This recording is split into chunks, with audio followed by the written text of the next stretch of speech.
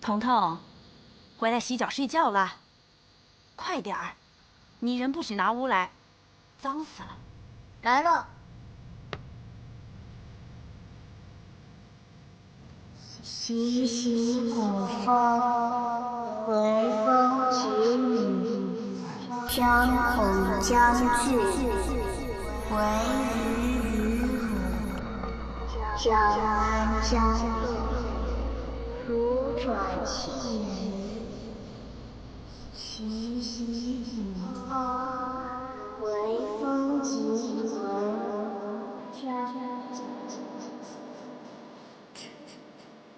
娘，江安江路，娘，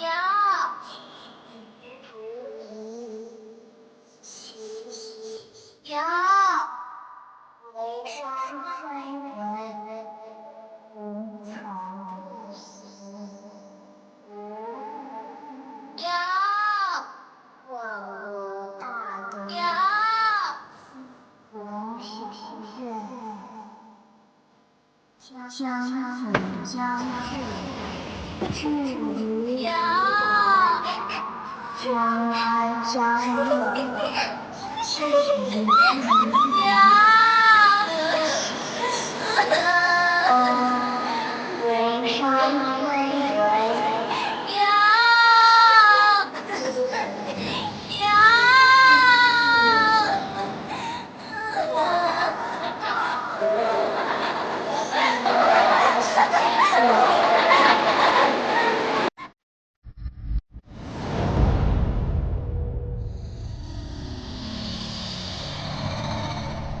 梁公曾任大理寺平事，孩子丢了，咱必须找，否则就叫人走茶凉，传出去不好。夫人，别生气。夫人，我能问一下，你最后一次见到孩子是什么时候？我不知道，想不起来了。你一定要帮我找到孩子的下落，我求求你了。夫人，冷静一下。夫人。父亲生前在大理寺干了一辈子，你们欠他的。老梁家4代单传，不能绝后啊！彤彤，快回来吧，娘好想你。我的孩子，让开！我的孩子，孩子！夫人请节哀，我们一定严惩凶手。彤彤，你这一走，娘也活不下去了，你回来呀！哎，你别生气了嘛。那只野鸡是我用来做标本的，你凭什么吃了？难得找到品相这么好的，真讨厌。哎，双叶，你不就是缺了只鸡吗？我赔你只鸡呗。去死！哎，双叶，哎，我发誓我真的不是故意的。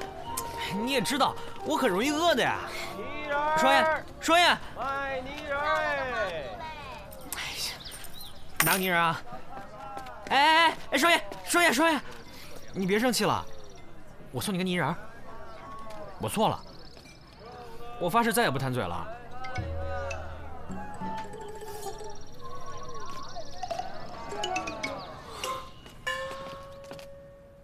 前脚听见孩子叫娘，后脚出门，孩子已经变成泥人了。你说有多邪吧？今儿一听说呀，我立刻就把孩子藏那些泥人啊，二位慢走啊，不送啊，拿出来给烧了。你们也赶紧的吧。真晦气！哎，我听人说啊，那些人形的玩意儿容易被邪灵附体。哎呀，赶紧的，都砸了吧！是啊。哎，各位，真不能留。是这样的，我们店老板娘是前后6方出了名的仗义，而且我们店里人多阳气重，所以说我建议呢，就是大家把这个不需要的这个摆件、泥人都统一拿到我们店里来，让老板娘统一销毁。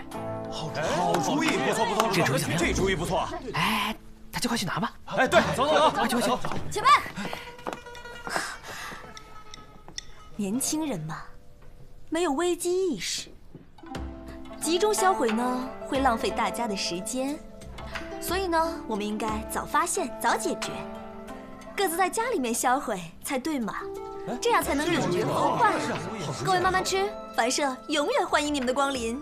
哎，谢谢老板娘，直接给我也可以啊。是了，赶紧回去吧。哎，走，回去吧，回去吧。想诚心害死老娘啊？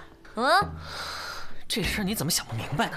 啊，咱们呢先暂时把这些东西收起来，等风头一过了之后再拿出来卖，到时候货又少，咱们卖价又高，多肥的外快。你敢？我告诉你，这种东西以后不准进我的店。这种钱你也敢赚？你脑子进水了你！哎，这有什么好担心的？你还真的是女友杀人呐！哎，你别听风就是雨，你好好想想。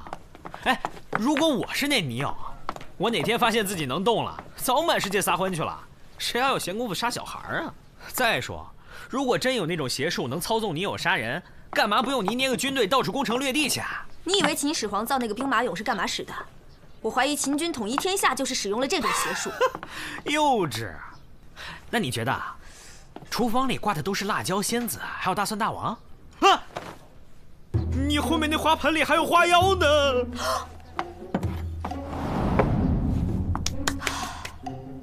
总之你说吧，如果不是你有杀人，还能是怎么回事？当然是人杀人呐，很简单啊，先把人杀了，再裹一层泥巴，然后装神弄鬼的搞一些花把式，就能把你们这些人吓成这样。我不管，给我把这些烧了。你确定啊？确定啊。好。哎，凡社古着大甩卖了啊！这些都是名人之物。哎，青楼名妓亲手做的玩偶，望桃花了啊！这是前朝才女家里的摆件，摆在家里文思如泉涌了。世间仅此一件，时不再来了。哎，大哥，哎，这位大哥，过来看看。哇，这可都是高级地摊货呀！我不买东西，不买东西，我找人。哦。你找人啊？你找谁啊？这票我都熟，我是这儿老大。我想问一下，黄三炮在吗？哎，你找他呀？找他去大理寺啊？这儿是凡社。我刚就是从那儿过来的。富商人说他去办案了，还说兴许这儿能找到他。找他什么事儿啊？我可以帮你转告一下。是这样的，今早我一起床就发现孩子不见了，这到了中午孩子还没找到，我去报官，可是官府不受理，还说让我自己好好找找。我想着三炮认识的人多，说不定能帮我打听打听。你家的孩子也丢了？这样吧，我看见黄三炮的时候我会告诉他的。不过你也别着急，你再挨家挨户找找，说不定孩子就是顽皮到哪儿去玩了呢。你这儿来往人也多，你也帮我多留意留意吧。行，你放心吧啊，有消息我通知你。好，谢谢。哎，你真不看看东西啊？不看了。哎，你真不看？三毛，四娘来了！不，哎，有大客户下楼了。大客户，哎，这摊你帮我看着点啊！我还干活呢，分你一成。嘿，你要买吗？掌柜的，客官您好，吉祥如意，好运相伴。客官，您看需要点什么？随便来点吃的，越快越好。好的。吃的？好的。哦。啊。幸福终身，健康如意。那个，这位是我的大客户，挺卖力的呀，今天。给起钱来跟不识数似的。这2天光打赏就够我撑到年底的了。出头了，好好干。快点啊！来啦！清炖牛肉面，请慢用。这是我精心为您准备的。多少钱？300文。哦。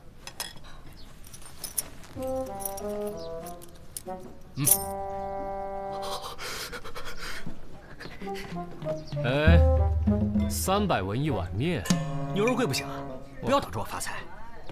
哎呀，那泥人的案子听说没有？我看不去，我现在除了赚钱哪儿都不去。不去啊。好。这位客官，要不要再点点什么？我们这里还有很多好吃的，最重要的就是价格公道。您看看。我们这是私房菜，不需要看菜单，是吧，客官？哦，我这就够了，谢谢啊。嘿嘿，祝您好胃口啊！哎，健康如意。哎，客官，哎什么哎呀？诚心捣乱是不是？去不去？不去。不去别想发财。哼，不发财就不发财。哟，还想打人？打人了！大理寺卿打人了！李少卿，看看哪些家具趁手，先把账结了，一会儿往死里打，砸坏几样赔几样。好的，算你狠。哎，去不去啊？有明案。哎，老大，我全查清楚了。我跟你说，那么冲啊！啊，不是，离远点说。我这都是他娘的。骂什么人啊？不是，我这都是孩子他娘，在我身上蹭的鼻涕眼泪啥的，所以身上都是胭脂纹。不是，我查清楚了，知道吧？我在这个孩子他娘哭婚之前，我就已经问出来了，他这个泥人在哪儿？去，在哪儿买的？我知道。结果那个商贩我认识，知道吗？他肯定是凶手。怎么说？我跟你讲啊，就是他过去，就是他在3个月前吧，他那个孩子啊生病死了。这个孩子呢跟那个孩子呢长得差不多大，所以说呢，他估计看人家孩子和和美美的吧，又悲痛又眼红，一时脑子不清楚，就下了毒手。不，我看你脑子不清楚吧，被胭脂糊住了，赶紧把这身衣服洗了。不是老大，我分析的不对。去，洗。不对吗？不是，在这洗不花钱吗？去。啊。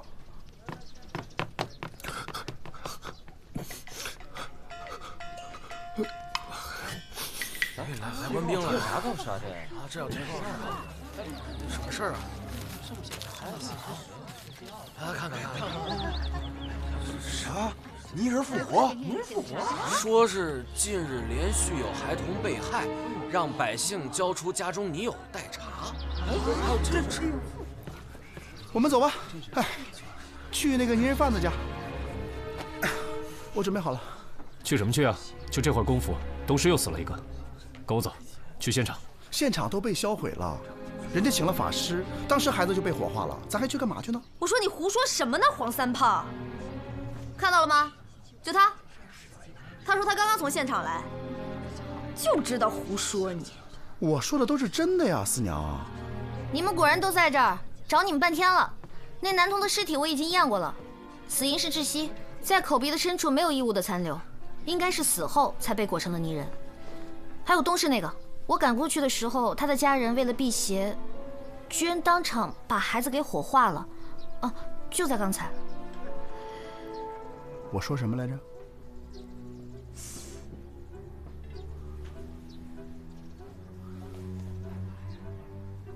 三炮，你刚在洗澡啊？洗了。你怎么知道的？我大理寺黄三炮，长安城人气小王子炮哥，岂是浪得虚名？别废话，到底怎么知道的？我刚才泼洗澡水的时候，有7、8个人过来跟我说这事儿，然后东拼西凑的，不就知道了？无他，耳尖罢了。那炮哥能去长安了吗？走吧。萨摩多罗，走，跟你炮哥去办案。老大，请。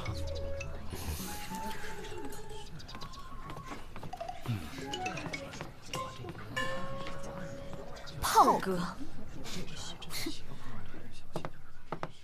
冤枉啊，官人，我啥都不知道，为啥抓人啊？总得给个理由吧？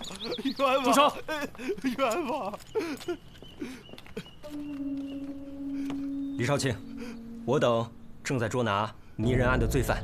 哎呀，冤枉啊，官人！小的昨天晚上家里进了贼，丢了好些粘土，可是官人们不听我解释，非要把我抓走啊！这李少卿，我等刚刚查过，这人昨日刚进的货，今天就丢了2大袋。现在眼看事情败露，有贼喊捉贼，把他抓回去审问，定能解案。也就是说，动机明显，罪证确凿喽。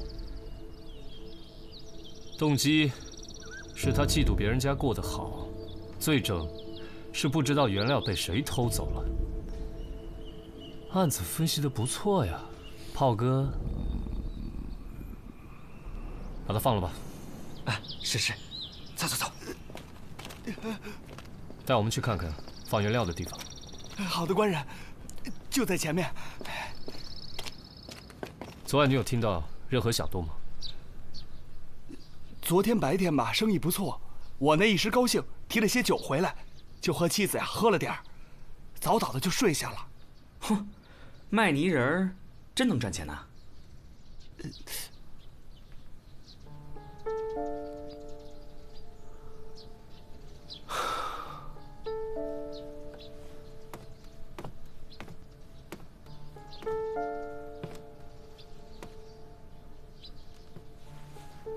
哼。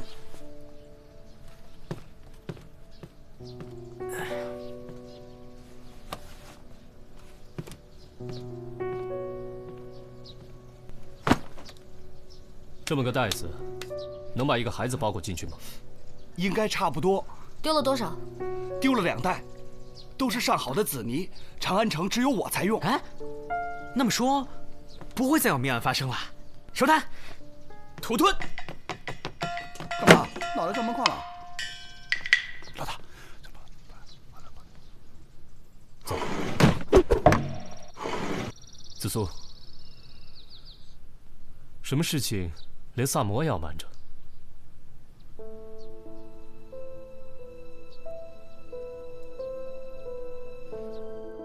啊，子苏姑娘，那个你跟老大有要事商量，我先回避一下。等等，子苏，三炮你都信不过，那也别信我了。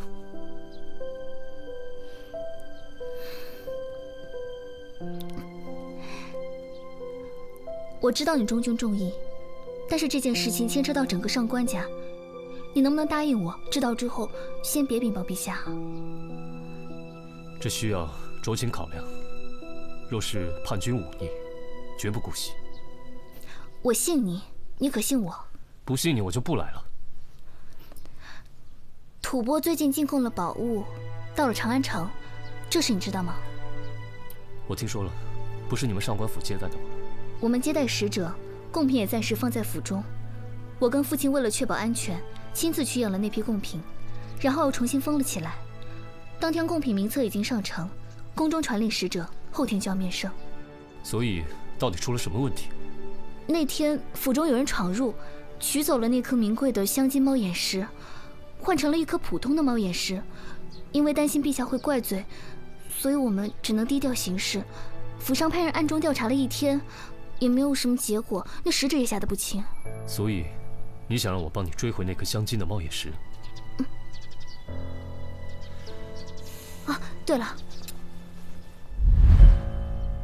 那天府中闯入那人，我们府里的仆人都去追了，但都没有追到他。对方武功很高，还用这种暗器伤了人。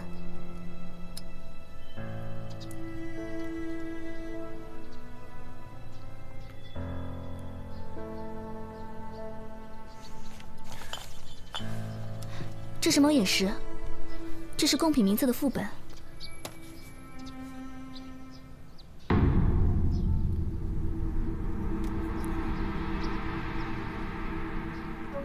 你确定原本写的是镶金猫眼石？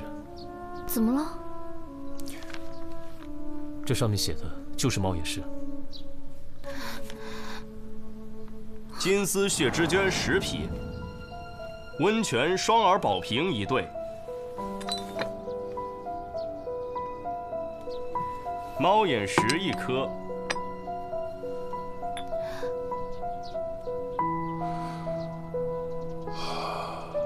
这是镶金猫眼石啊！上官公平日也爱赏玩这些。啊，略知一二。宫中的猫眼石色泽以白和黄为主，这种赤色蚕丝的品种可是极难见到啊。老夫以为，像这样的品种，只有天上有啊！没想到此生还能亲眼一见。甚好，甚好。此物据说是罕物，可我国上下也没懂鉴宝的人，国君还怕它品质太差，触怒唐皇呢。不必担心，这样品相的猫眼石一出，一定能是龙颜大悦的。怪不得呢！我听说吐蕃人眼里的稀罕物就是和我们的不同，给他们做一碗汤饼，他们吃的有滋有味的；可是给他们做一碗鲜美的菌汤呢，他们又不稀罕。他们这是一贯的不识货呀！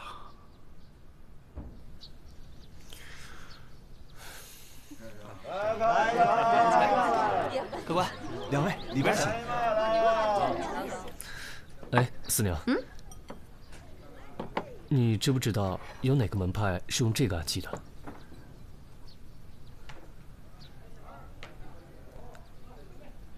那麻烦你帮我查一下，从前夜开始，长安地区及周边有没有什么人暗自出售镶金猫眼石？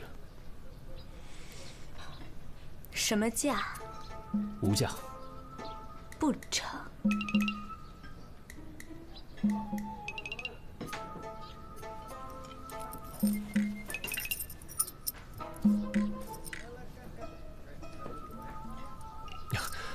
紫苏会来跟你结账。哎，四娘，你信不过我老大，你还信不过紫苏吗？这镶金的猫眼石吧，是稀罕物，只要有人出手，我第一时间就能收到消息。放心。但这件事事关重大，一定要低调去找，千万不要声张。只要价钱公道。掌柜的，哎，这不是吐蕃的2头乌猪肉，你还敢卖这么贵？不信你们自己查，怎么回事啊？这，好你个萨摩多罗！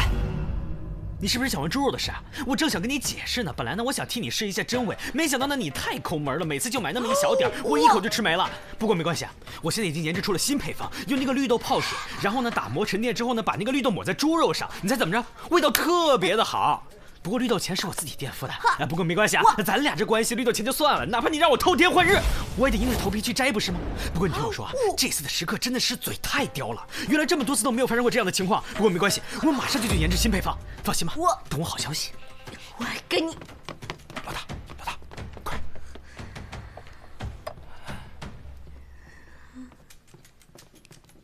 万能的神呐！你们帮我把这个嘴炮带走吧。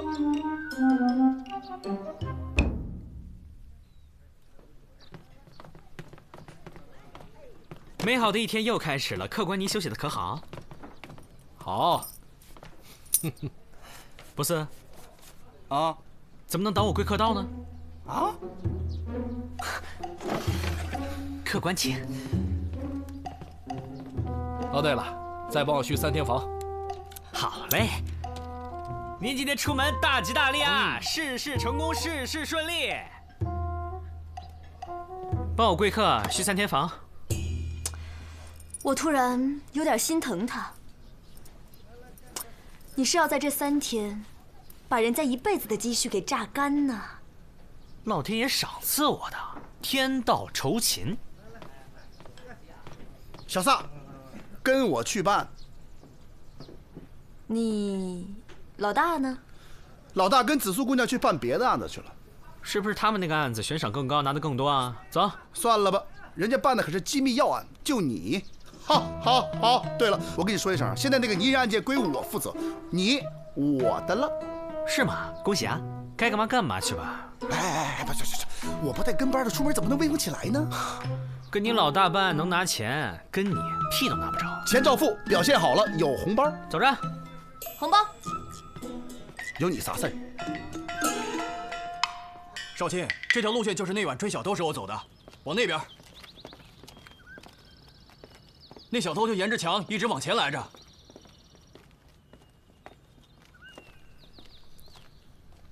哎，怎么不走了？那天就追到这儿，就追丢了。李志，哎，老大，我们在办泥人案呢。我们顺着那晚追小偷的路线才走到这儿的。事情就是这样了。你生气啦？这件事情我也不是有意瞒你，如果稍有差错，就是欺君之罪，所以不能莽撞行事啊。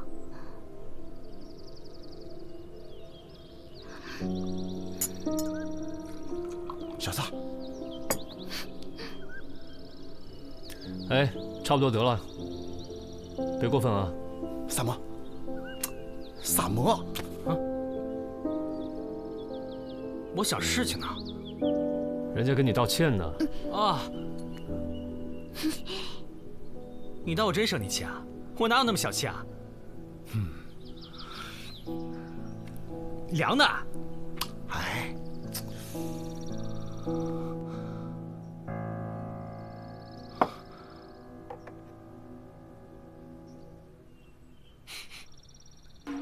老板，哎，来了。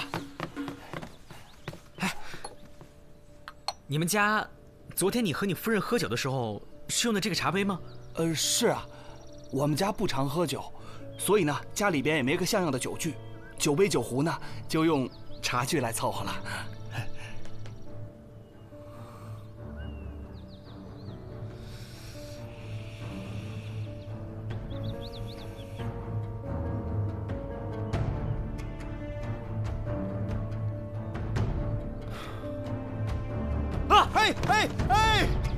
啊！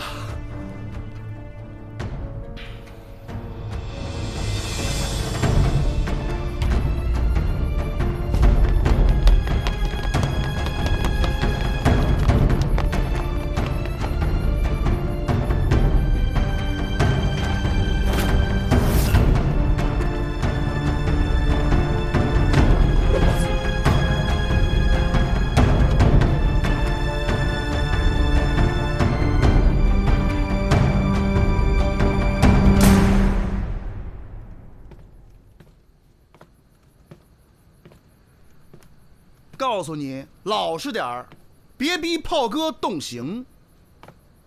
敢抓你，就说明有证据，你最好自己坦白，争取宽大处理。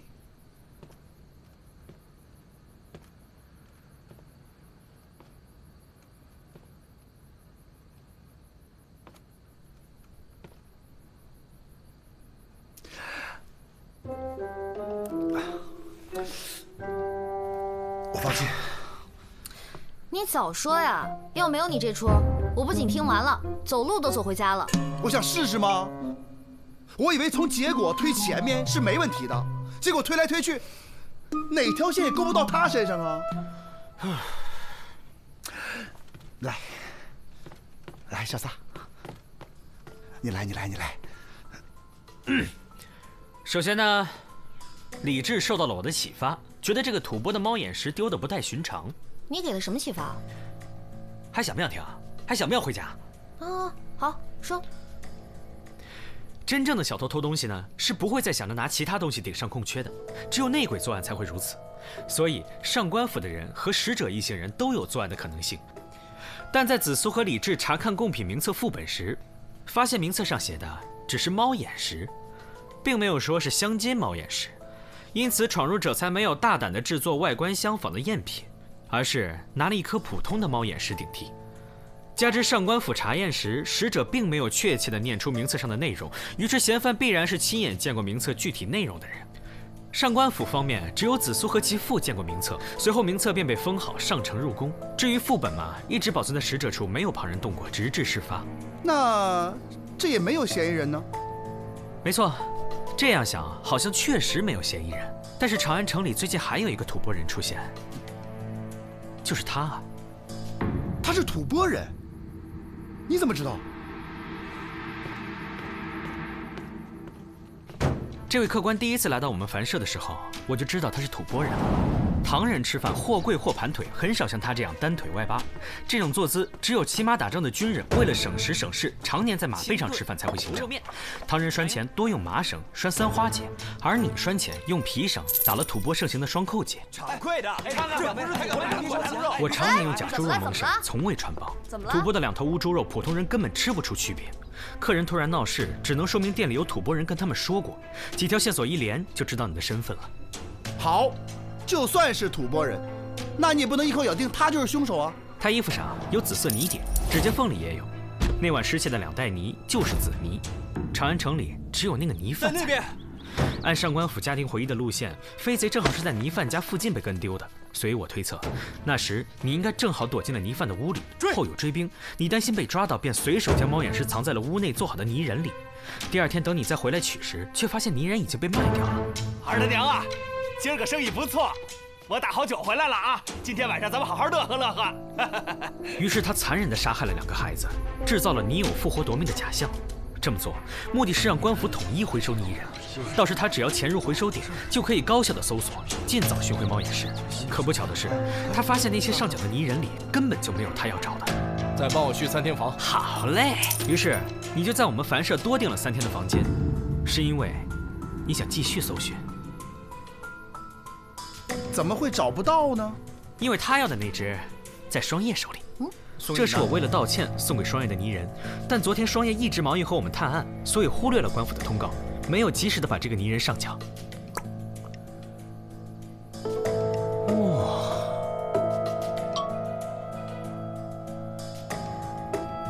紫苏，虽然我们看到是死了2个孩子，但实际上你却掳走了3个。你说什么？还有第3个？昨天有一位男子来到凡社找3炮，想托3炮帮忙寻找他丢失的孩子。其实，在紫苏刚跟我讲这个案子的时候，我就已经知道凶手是谁了。不过有一点我想了很久也没想明白，扛着2大袋陶土到处走，行动太不方便，所以他十有八九是把孩子掳到泥人商贩的仓库里，趁夜和泥裹尸。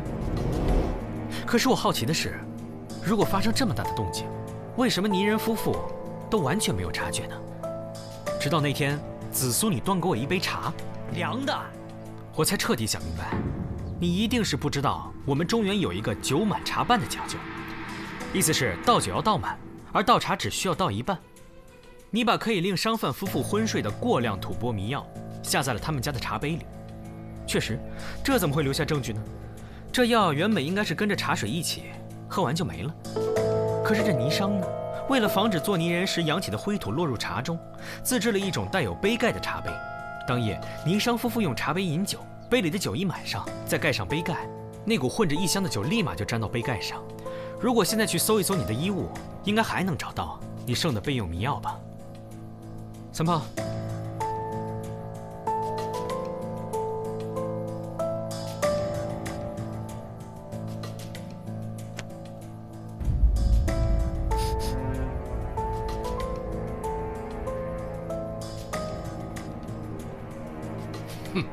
就算有这些迷药，你们也不一定治得了我的罪。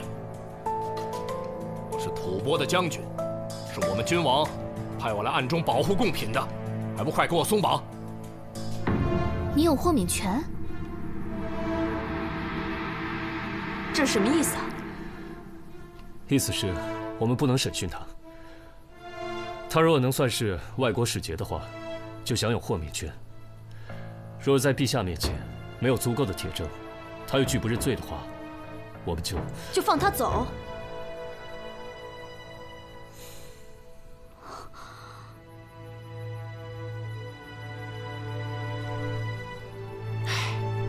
反正你有豁免权，皇上又不在，就跟我们说说实话呗。确实是我国君王派我来的，目的就是为了追回这颗猫眼石。可是当我快马加鞭到了长安的时候，名册已经呈上去了。为了不惊动唐王，我才想到了调包计这个计划。为什么要追回那颗镶金猫眼石？你们有所不知，这颗镶金猫眼石上所镶嵌的乃是上古神兽玄武。玄武有长命百岁之意，本是极好的寓意。可使者出发后，有人提醒我们君王，唐王当年在玄武门弑兄一事，若拿他进贡，只怕会触怒唐王。所以才派我到此，无论如何也要把这个贡品追回。你说什么？所以你们就为了这么个不着边际的说辞，残忍的把那几个孩子给杀了吗？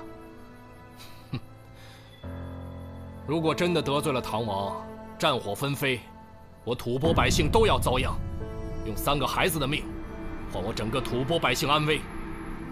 我想，这笔买卖还是值得的。所以说，3个孩子的性命在你看来就是笔买卖吗？你说话呀！四娘，等一下，我问你，白天被你掳走那个女童还活着吗？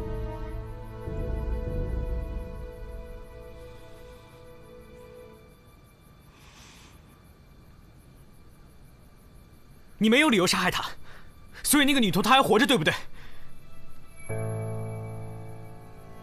你都已经有豁免权了，为什么还要多捏一个筹码呢？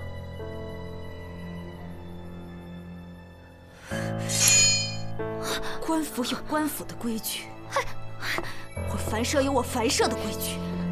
官府审不了你，我四娘还审不了你吗？让你试试公孙四娘的私刑，你就该知道你有多珍贵了。等等，四娘。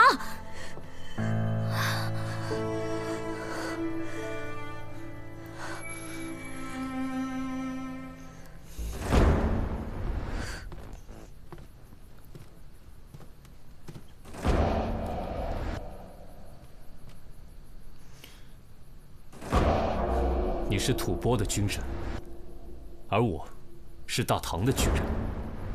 既然这样，我们就以军人的方式来解决这件事。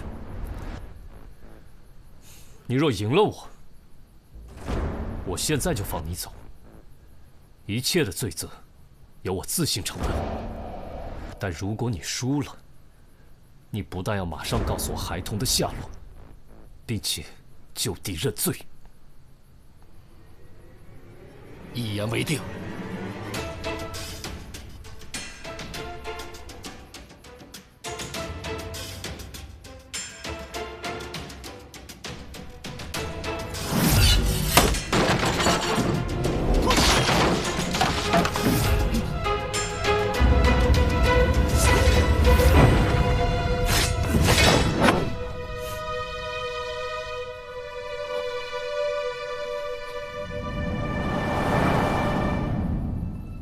还有什么好说的？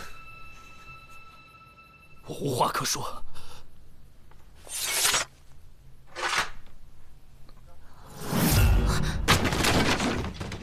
让他去。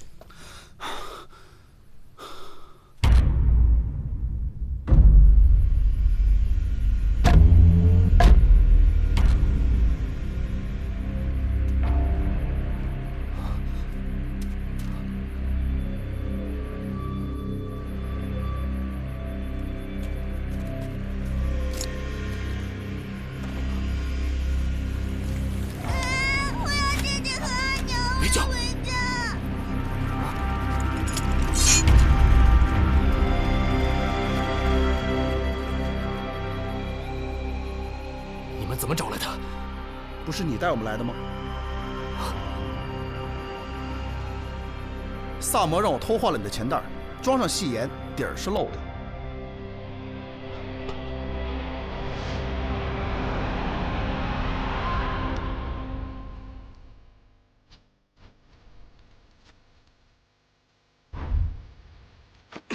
你们。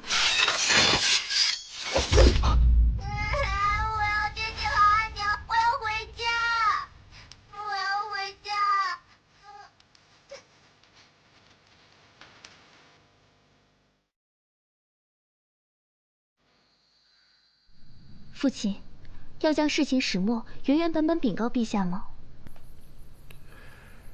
你来设想，若然，结果会如何？往坏了想，免不了要受斥责。再者，不知皇上会不会怪罪吐蕃国君？怪罪我们倒是轻的。若是圣上真的施为于吐蕃，那一方百姓的日子可就真的难过了。那父亲预备如何？尊重吐蕃国君的意思，呈送普通猫眼石，将相机猫眼石和罪犯的意识罪状一并交给吐蕃国君。至于罪犯本人嘛，找个理由交给大理寺处决了。是。